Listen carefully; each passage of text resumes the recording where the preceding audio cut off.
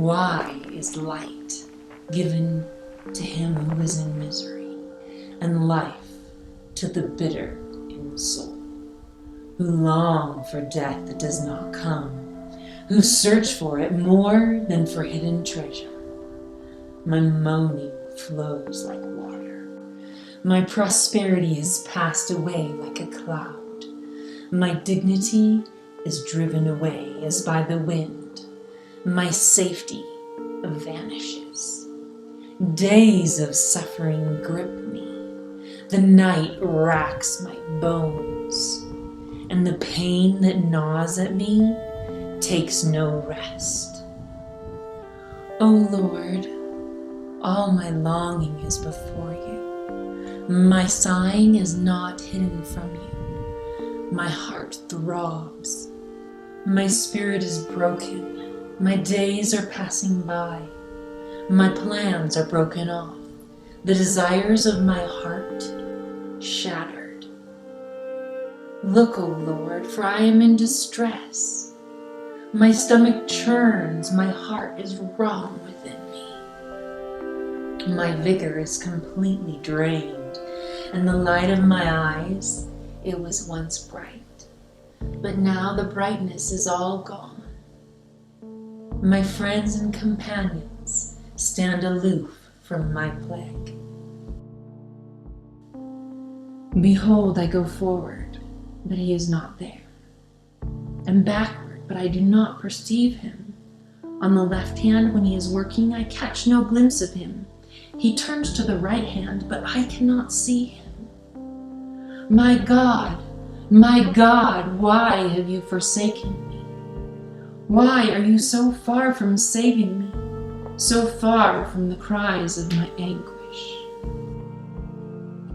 If only my grief could be weighed and my devastation could be laid on the scales with it, then they would be heavier than the sand of the sea. It's no wonder my untamed words are but incoherent stammering. Deeper and deeper I sink in this murky bog, where there is no foothold. My strength is gone, dried up, like shards of pottery. My days pass away like smoke, and my bones burn like glowing embers. My heart is beaten down and withered like grass. I forget to eat my bread. I lie awake, lonely as a solitary bird on the rooftop. I am weary with my moaning. Every night I flood my bed with tears. I drench my couch with my weeping. My eye wastes away because of grief. It grows weak because of all my foes. Depart from me, all you workers of evil, for the Lord has heard the sound of my weeping and accepts my prayer. I pour my trust into you, Lord. You are my God. My times are in your hand. You're the only safe place I know. You're all I've got in this world. Turn to me and be gracious to me, for I'm lonely and afflicted. Guard my soul and deliver me. Compel me to grasp the way of your statutes, so I will fix my mind on your wonderful works. My soul weeps and trouble weighs me down. Give me strength so I can stand according to your word.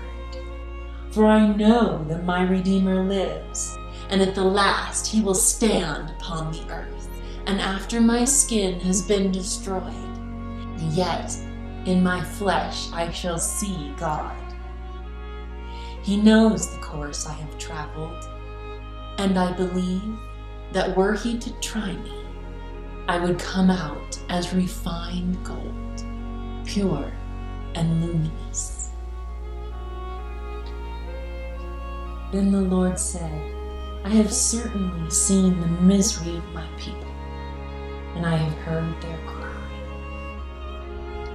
I know their sufferings, and I have come to deliver them. He does not forget the cry of the afflicted, but he leaned down when I was in trouble, and he brought his ear close to me. Many are the afflictions of the righteous, but the Lord delivers them out of them all. The Lord redeems the life of his servants. In all their suffering, he also suffered, and he personally rescued them. In his love and mercy, he redeemed them. He lifted them up and carried them through all the years. Surely he took up our pain and bore our suffering, and by his wounds we are healed. We are hard-pressed on every side, but not crushed, perplexed, but we do not give in to despair, persecuted, but we are not abandoned. We have been knocked down, but we are not destroyed. Through suffering, our bodies continue to share in the death of Jesus. As a result, his resurrection life rises and reveals its wondrous power in our bodies as well. So we do not lose heart, though outwardly we are wasting away, yet inwardly we are being renewed day by day. I have told you these things so that in me you will be whole and at peace. In this world you will have trouble, but take heart, I have conquered the world. The sufferings we endure now are not even worth comparing to the glory that is coming and will be revealed in us. So who can separate us?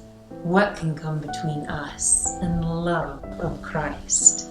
Can trouble or hardship, persecution, hunger, poverty, danger, or even death? No, in all these things we are more than conquerors through him who loved us. I will be glad and rejoice in your unfailing love, because you have seen my affliction and you care about the anguish of my soul.